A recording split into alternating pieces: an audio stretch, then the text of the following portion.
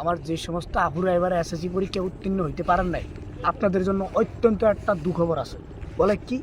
এটা হইলো যে আপনাকে অনেকেরই আপনাকে বাপ মায় কইছে যে তুই যদি এবার পরীক্ষায় ফেল করো তাহলে তোরা এক রিক্সাওয়ালা বেটা দেখে তোর বিয়া দিয়ে দেবে। যাক, এটা এটা আপনারা হুন্ডারেন। এখন ঘটনা হইলো, আমি আজগো ব্যান্ডাকালে এক জায়গাতে আইতেছি, রিক্সা দিয়ে আইতেছি। মানে এই মামারে আমি জিজ্ঞেলাম, ও আমার আবার এক পরিচিত এক লোক, হের মায়ের এই কথা কইছে। এখন এই লোক একটা রিক্সাওয়ালা খোঁজ করতে আছে, এর মেয়ের বিয়া দিব। এখন ঘটনা হইলো, ওই লোক ওই যে রিক্সাওয়ালার লগে আমার আইতেছিলাম, এই রিক্সাওয়ালার আজকে কইলাম যে ভাই সরি মামা, রিক্সাওয়ালারা তো সবাই মামাই কয়। অনেক মামা আমনে মানে হের আবার বয়স খুব একটা বেশি না। পরে কয় মামা আপনি কি বিয়ে করছেন? পরে কয় মামা বুঝলাম না এই প্রশ্ন।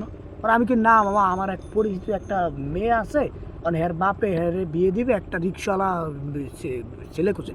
পরে কয় মামা হ্যাঁ কি এসএসসি পরীক্ষা পাস করে না? আমি কই না।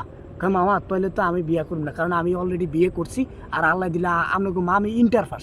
তার মানে এটা বোঝা গেল কি, এখন রিক্সাওয়ালারাও ইন্টার পাস মেয়ে বিয়ে করে, আর আপনি এসএসসি পরীক্ষা ডাব্বা মারবেন, আপনার কবলে রিক্সাওয়ালা নাই।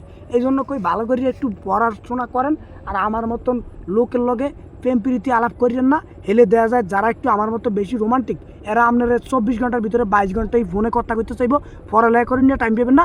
এই জন্য কইতেছি একটু সুন্দর করে পড়ালেখা করিয়া ভালো একটা রেজাল্ট করেন, যাতে আল্লাহ দিলে আপনাকে স্বপ্ন মোতাবেক, আপনাকে বাপের স্বপ্ন মোতাবেক একটা ভালো ছেলের কাছে আপনার বিবাহ দিতে পারে। আর যদি একটা ভালো ছেলে না হয় তাহলে এটা কইলাম সারা জীবনের কান্না হইব।